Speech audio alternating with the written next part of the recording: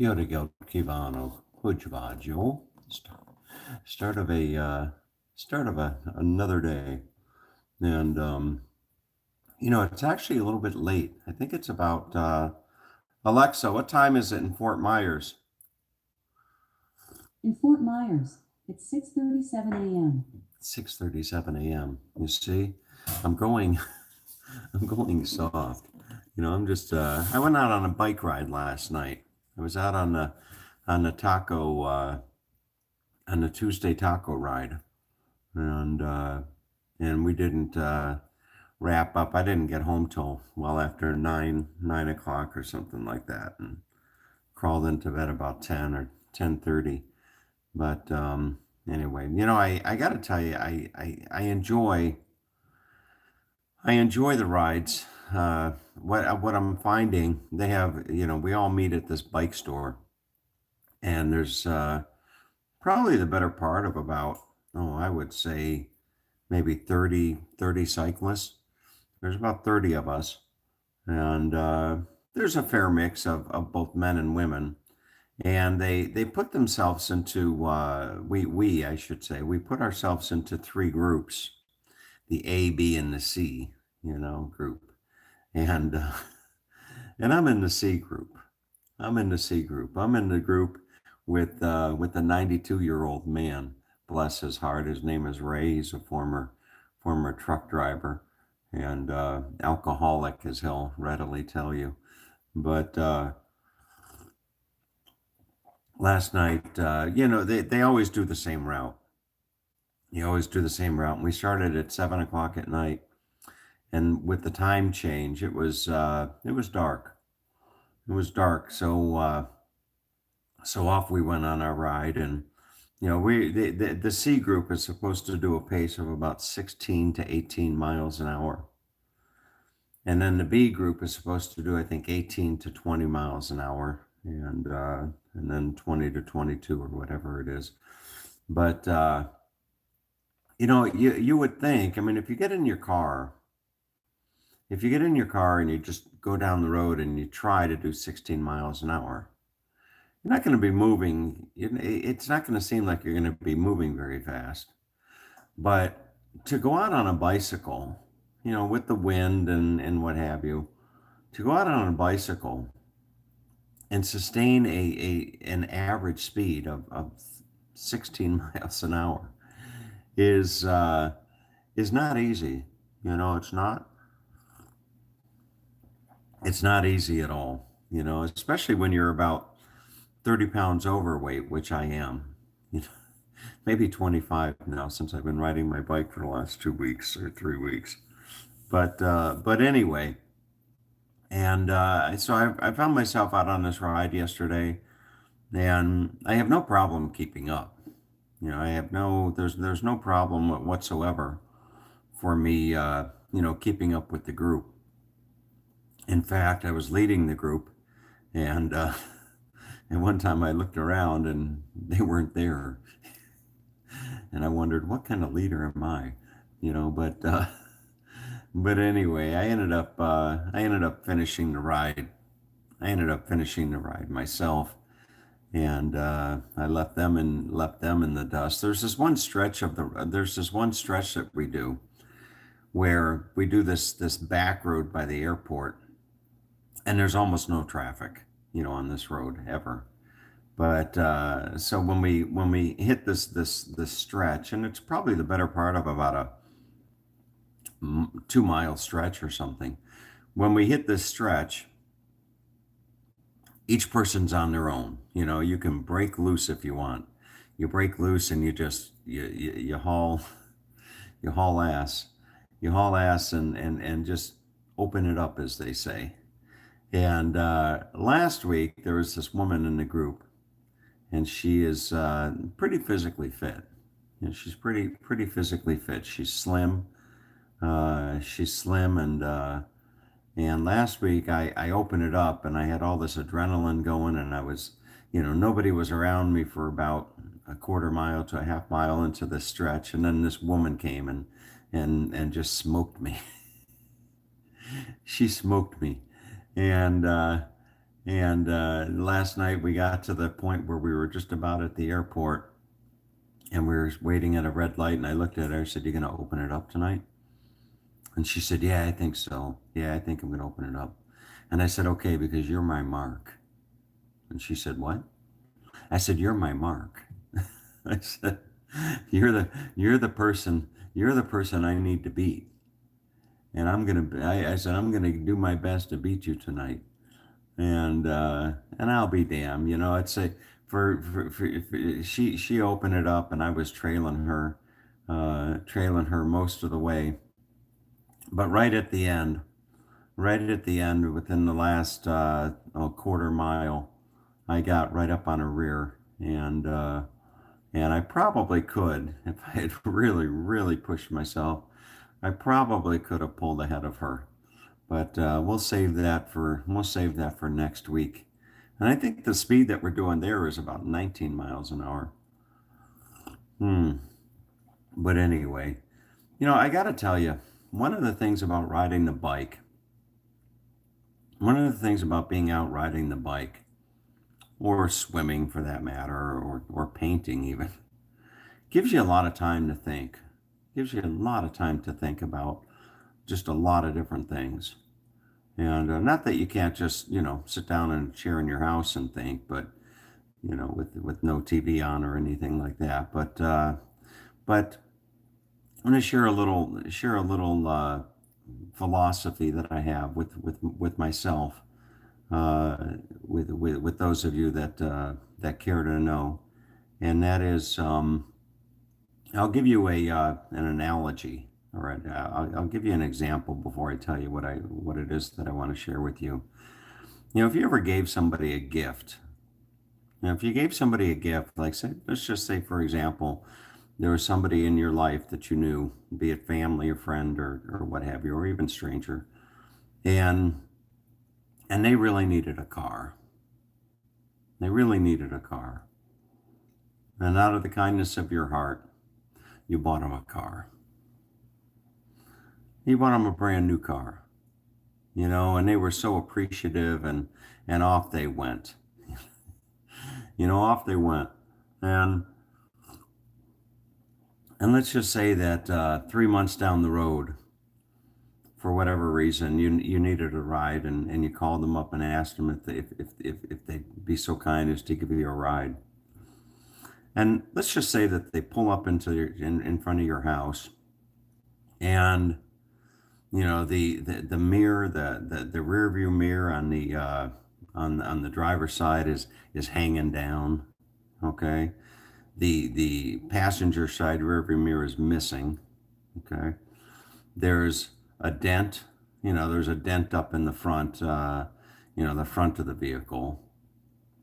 There's a big dent on the hood, on the hood, and you get the picture. One of the tail lights is out. Okay, you get inside and there's a bunch of clothes in the back seat.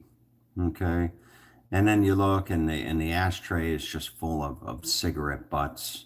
You see a joint sitting there. You look on the floor, and there's just all types of wrappers and food stains and all that type of crap. And how would that make you feel? I mean, how would that make you feel if you had given that gift to that person, and they just trashed it, like that? They had no regard. They just trashed it. And the analogy is that, the greatest gift, and this is what I was thinking about on my bike ride last night. The greatest gift that I think that anybody can be given is their very own life. Your being, your life. That's it. And your life is the greatest gift of all. It's perhaps the most mysterious, the most wonderful, the most, whatever you want to call it. But the ability to breathe, your life, your being, is the greatest gift of all. And where that came from, and how you got here, that's all it's all debatable. It's all, whatever people can say, say what they will. But the greatest gift of all is your life, is your being. And I've always thought that, I've always thought that personally, I myself am a Christian. Personally, I'm a Christian.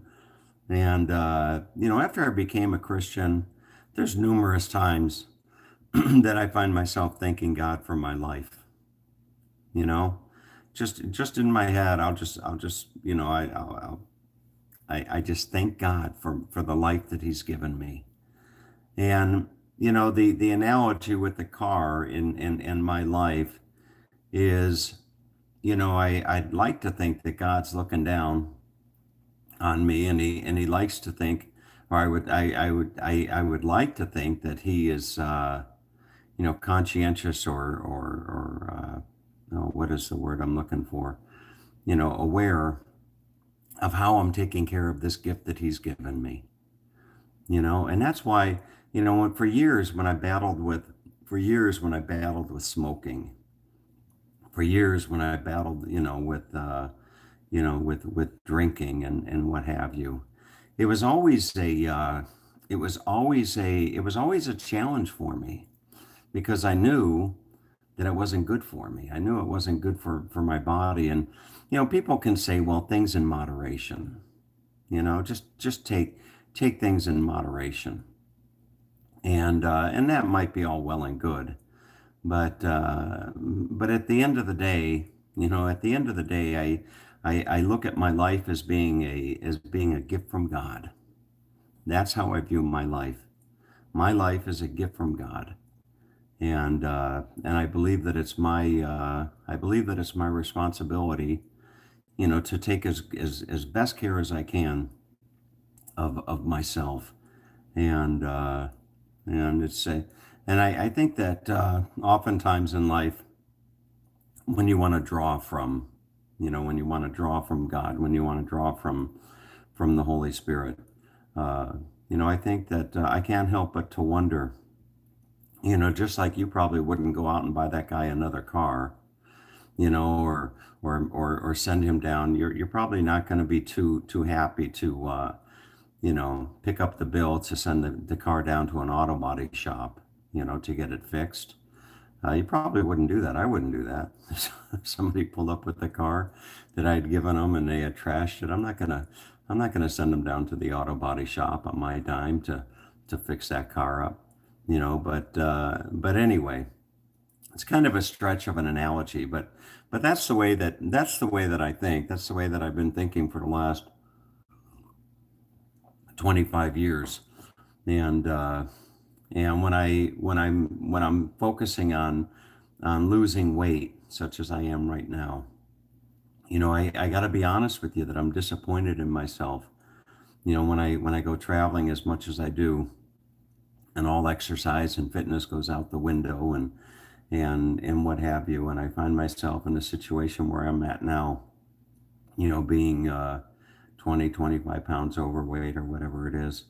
I'm disappointed in myself. I really am. But anyway, so that's about it. That's my thought. That's my thought of the day. Another thought, and this is something that saddened me beyond belief. I walked into, even though it was Taco Tuesday or Tuesday Taco Ride or whatever the hell it was, I wasn't really up to go for tacos and burritos at 8 o'clock or 8:30 at night last night. I just wanted to get something to eat and get home. So there was a Panda Express. For those of you overseas, Panda Express is a Chinese chain. So there was a Panda Express right around the corner. And I walked in, and, it's 10 minutes before closing. So they had what they had as far as what was available. And there was nothing more coming out. And I was going to pull a Skip Smith and have the honey glazed walnut shrimp, which I think is what Skip always has. I was going to have the honey walnut shrimp. And there was just a little bit of that left, one serving of that left. And I'm looking, I was the only one in there. And I'm looking at this display of food, just looking at this display of food. And they had just a mound of fried rice, and then they had this mound of orange chicken. I mean, it was a huge amount of orange chicken. And then they had the Beijing beef, and they had all the, whatever stuff that was in there. And there was a young lady. There's a young lady behind the counter. And I looked at her. I said, I'm curious. I said, it's 10 minutes to 9. I said, what do you do with all this food when the door closes in 10 minutes? I said, what happens to all this food? And just matter of fact, she said, we throw it away. I said, you throw it away. All this food, every night, just throw it away. And she said, yeah. She said, yeah, we throw it away. And I said, you couldn't give it away?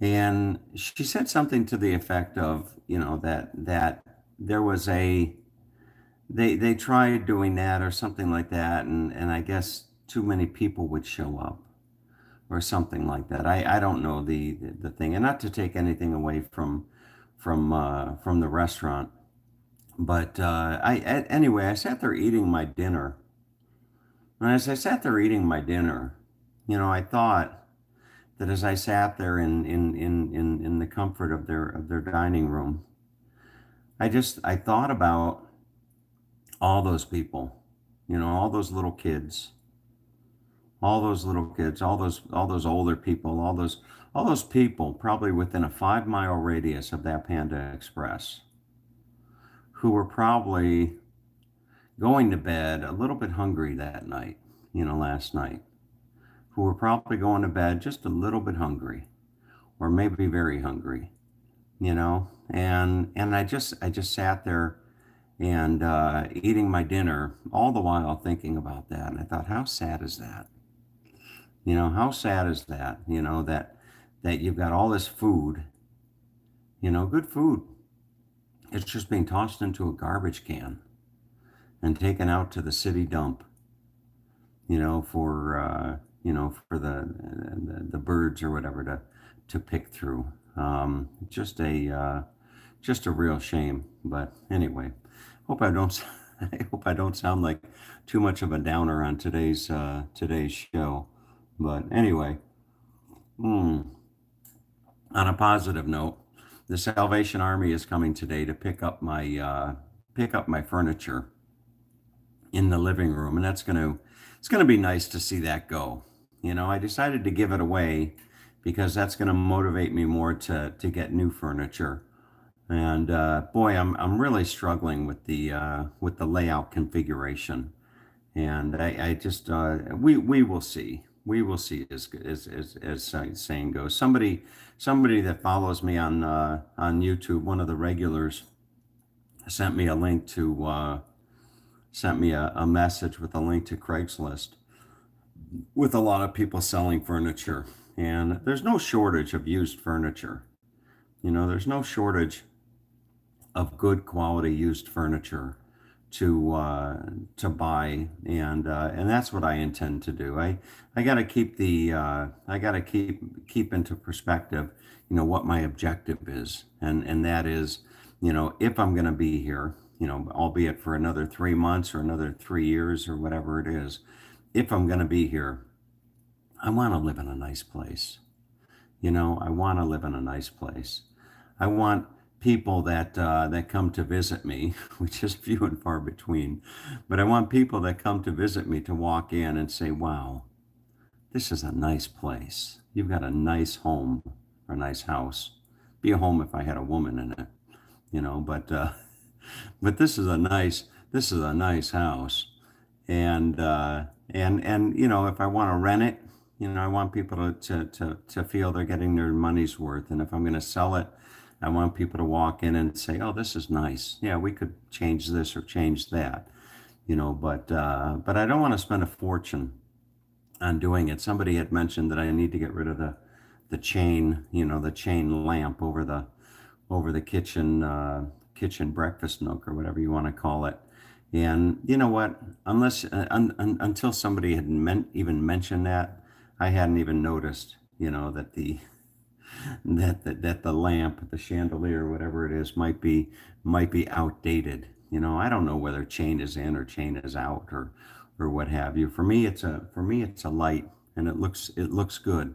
If somebody wants to come in and buy my home, that's one of the incidental things. Okay, we'll get new lights. I don't think that's a little bit different than saying, oh, we have to replace all this carpeting. So anyway, we will see. We will see how that all comes out. But anyway, that's about it. That's about all that's on my mind. Alexa, what's the question of the day? Welcome back. Here is today's question of the day. It's from our Animals Game Pack and is worth 6 points. Which country is the only place in the world where alligators and crocodiles coexist in nature? You can choose from A, Australia, B, United States, C, Argentina, or D, Bahamas. What is I didn't catch that.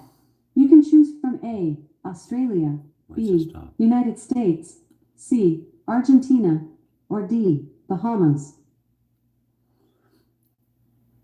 What is the Bahamas? Great guess, but that's not correct. Australia. The correct answer was B, United States. The southeastern part of the United States, specifically in South Florida, is the only place in the world where alligators and crocodiles coexist. Alligators are native only to China and the US, although different species of crocodiles are found throughout the tropics in Africa, Asia, the Americas, and Australia. 41% of our users got this one right.